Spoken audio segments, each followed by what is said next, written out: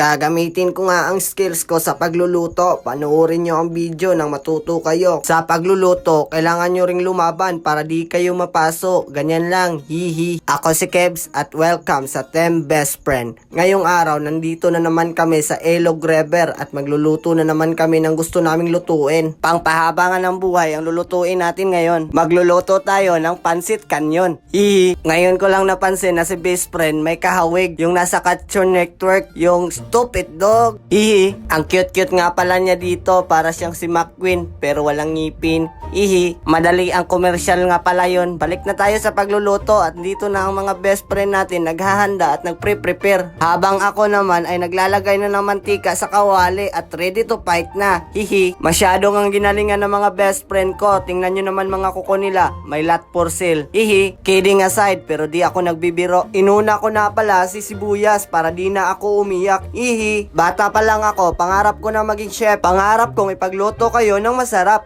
Hihi. Ready to fight na sana, kaso nakalimutan kong dalhin yung helmet ko. Hihi.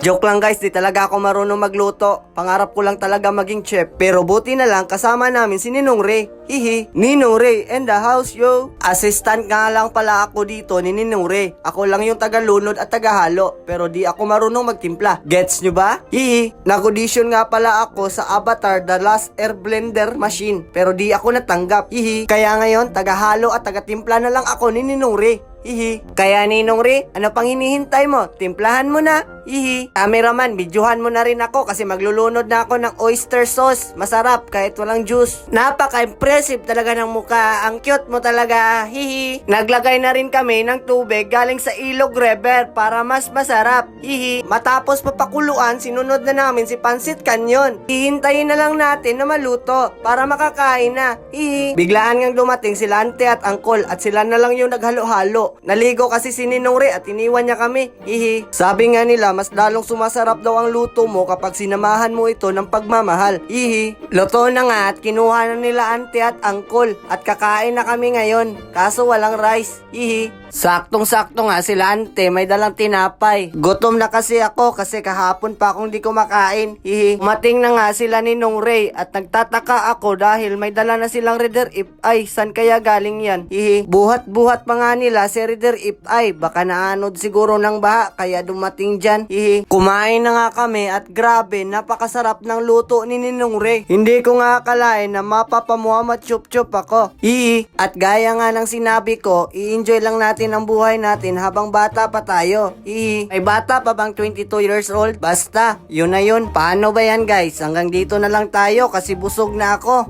Hihi. Muama, chup-chup.